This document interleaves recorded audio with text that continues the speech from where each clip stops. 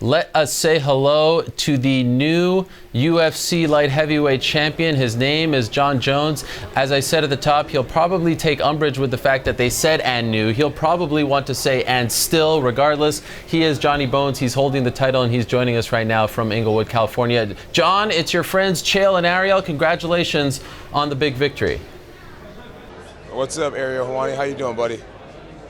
I'm doing great. Thank you very much for joining us. Jon, let me ask you, we talked about your fight IQ. You're one of the smartest fighters in the history of the sport, so I'd love to know your assessment of your performance. Were you happy with what you did out there tonight? Yeah, man, I'm very happy with what happened tonight, man. It was a great fight. It was a great fight. Alexander Gustafsson, he did a great job. My coaching staff did an even better job, man. I felt like he landed very few punches on my face, and I'm just so grateful, man. I'm so grateful. Ariel, I'm going to keep it real, bro. I just only want to talk to you right now.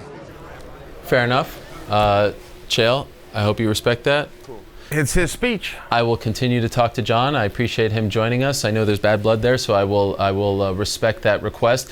Jon, early on, it seemed as though the fight was going your way. I had you up first 2 rounds, but I thought the major turning point in the fight is when you kicked him in the leg. It seemed like you hurt his leg, and then you were able to capitalize in the third and take him down. Did you view that as the turning point in the fight?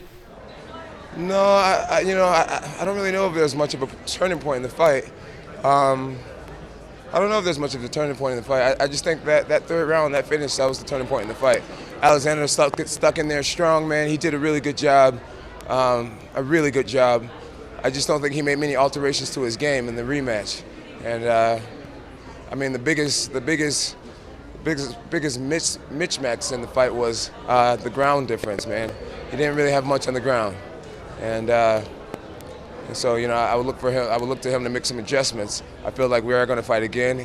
He's a top dog in the light heavyweight division, and I think to make it a more competitive fight the second time, he needs to do more groundwork.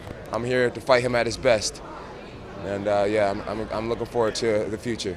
Jon, what a strange week for you. You said all the right things. You were able to block it out, compartmentalize things. But now that it's over, how trying was this week? How difficult was it to focus on the task at hand?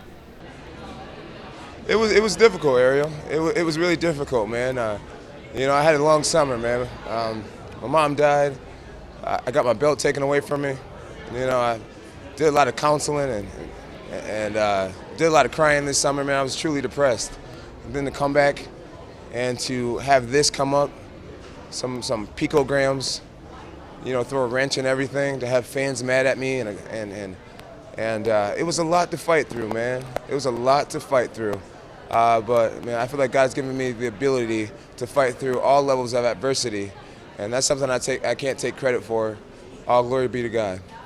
Mentally, are you prepared for what's next? It seems like Nevada wants to talk to you. I mean, it's another ordeal. Are you ready for all of this? Yeah, I am ready for it. Ariel, I swear to all my abilities, if I'm lying to you, may God take every talent from me right now. I have never, ever done anything to cheat this sport. I have never knowingly taken any performance-enhancing drugs. I took a polygraph test. I passed that polygraph test. And I can't wait for VADA and USADA to dig into my blood every freaking day. Tonight, before the fight, I took 2 different drug tests from 2 different agencies, and I cannot wait to be vindicated and proven innocent through all this. Finally, Jon, at the very end of your post-fight interview, you called out your friend Daniel Cormier. I have to say I was a little surprised. You have often said there is no rivalry. You're up 2-0. You don't have to fight him again. You're not that interested. Why did you call out DC? Because he tries his hardest to discredit me. He wants fans to believe that a picogram of some bullcrap had anything to do with my success. And so if he wants to discredit who I am, I'll discredit that he was ever a light heavyweight champion. He was never a light heavyweight champion. I've been a light heavyweight champion since 2011, and I'm here for a long time. I'm only 23 years old, getting more mature, and the best is yet to come. And so to be clear, you want to fight him next at light heavyweight, not heavyweight, correct? I don't even necessarily want to fight him next.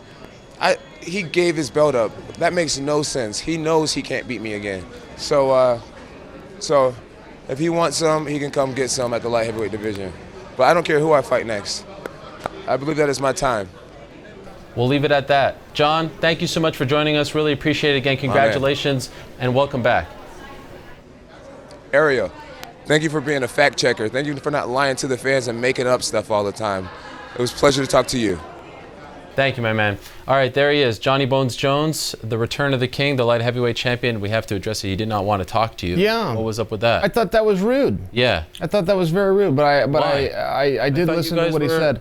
We're cool. Well, I mean, you didn't ask him. I don't know. I could speculate. I don't know what that was. I thought it was rude. Are you upset?